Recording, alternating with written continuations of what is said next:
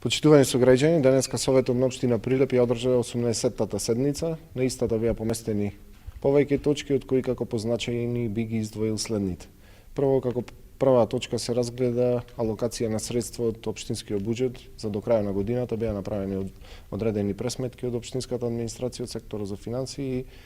со она што како чекор го направивме како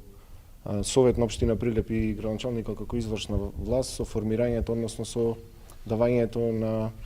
броилата на јавното предпријатие за енергетски дејности Енергоприлеп. Сметката за јавното осветлување во градот драстично се намали и имено можам да кажам дека во септември ако плативме околу 10 милиони денари, за октомври сметката изнесува 3 милиони денари и тие средства беа ослободени. Со тие средства се покриваат дел од трошоците кои што се однесуваат на превоз на учениците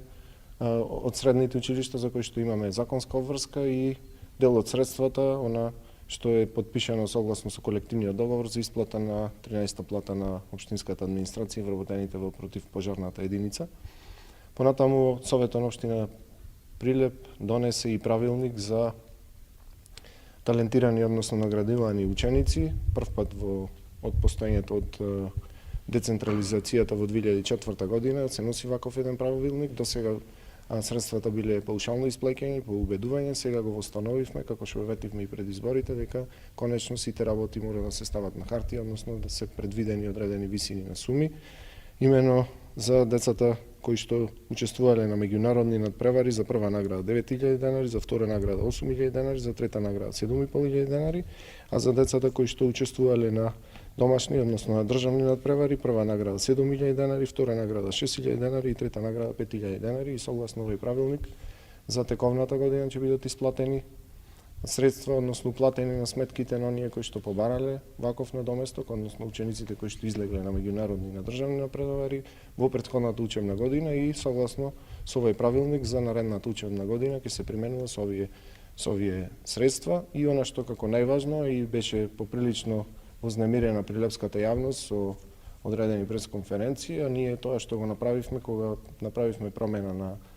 висината на цената за водоснабдување, на цената за одведување на урбани отпадни води и за прочистување на отпадни води, согласно и она што се случува во државата, дека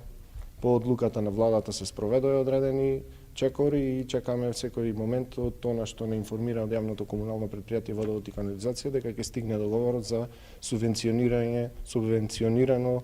снабдување со електрична енергија на предпријатијата кои што вршат водоснабдување и одведување на урбани отпадни води. И со тоа од денеска, од 1 декември, граѓаните на општина Прилеп, заклучно со декемвриската, односно почнувајќи од декемвриската сметка, ќе плаќаат иста цена на овие услуги од јавното комунално предпријатие Водовод и канализација пред воведувањето на онаа услуга, и таа непопуларна мерка беше во време трајање од само еден месец и се враќаме на повторно на старата цена која што важи и е определена од регулаторната комисија во таа рамка за 3-годишен пресметковен период. И конечно Советот од она традиционално што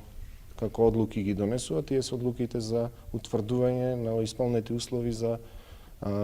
определување на правен статус на бесправно изградени објекти. Такви беа 13 точки и 3 точки што се од пошироко значење за општина, имено 2 нацрт урбанистички планови кои што се воведуваат согласно новите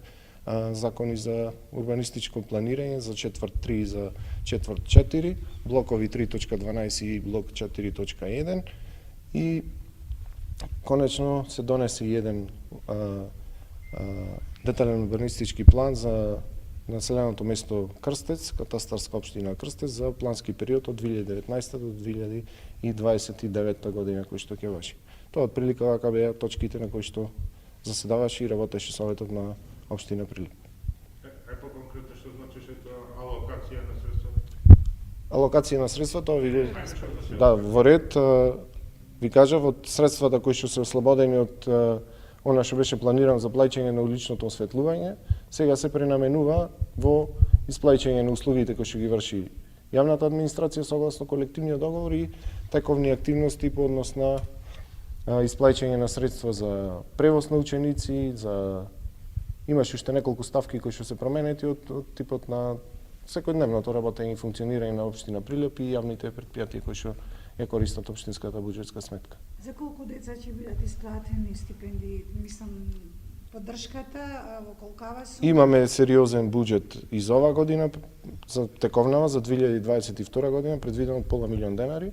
И во правилникот стои до исцрпување на средствата, меѓутоа од анализите кои што ги направи комисијата и општинскава администрација, сметаме дека тие се поеќе од доволно средства за сите деца кои што излегле на меѓународни и државни надпревари. Просек годишно се околу 90 деца.